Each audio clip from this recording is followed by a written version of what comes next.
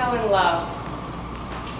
He was walking this way in the atrium, and I was walking that way, and we walked past each other.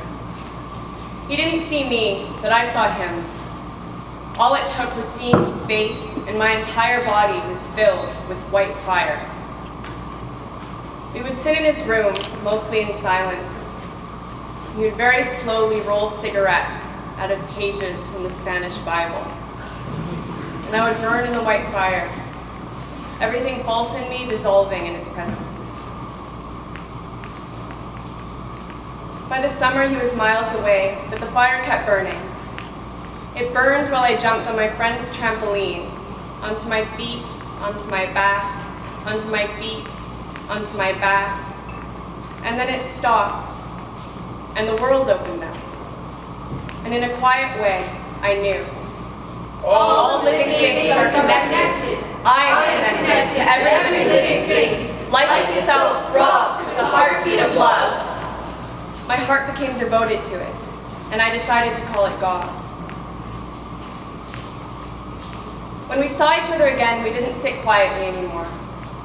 We kissed. We shared secrets. We let ourselves breathe in the world.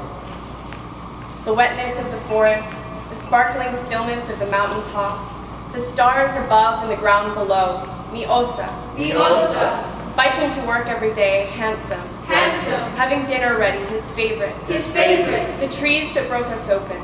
Meditating so much that his skin glowed golden. The lazy wine bottle in the cave by the ocean.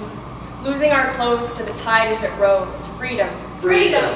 Carrying me on the front of the bike, he kept me safe. He kept me safe. Eating cheese in the shack in the woods, turning mid-sentence, his mouth on mine, the pleasure. The pleasure. His hands on my body, under the moon, under the sun, in the hot pools by the cold water, moaning. Moaning. Climbing naked to the top of the rock, shivering. Shivering. Smiling. Smiling. Yelling to the river, humans alive. Alive.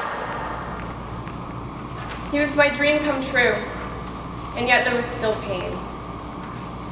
I thought that because I loved him so much, he would love me too, in exactly the ways I wanted him to. That he would read about women's rights, use complete sentences when he wrote to me, stop smoking so much.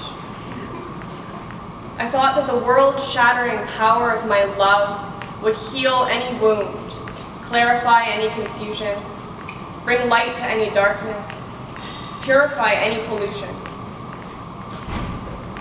Not that we would break up, that I would be shattered in places I didn't think God could shatter, that after months I would still love him, that finally, after a night of drunken poetry and on the day when I was ovulating, I would go to him in all my glowing fuckability and we would do just that, that he would wake during the night and say, Un beso, mi amor, te quiero mucho, te amo.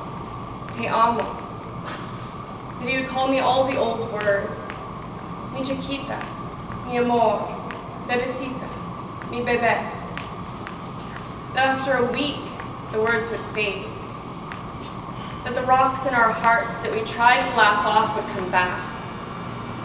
Because the man who showed me the white fire was also the man who had sex with my friend and would not apologize. The war in his home country would make him smoke even more, and that his addiction would stop him from seeing me. That my own anger at my father from when I was in my mother's womb would make me angry at his addiction instead of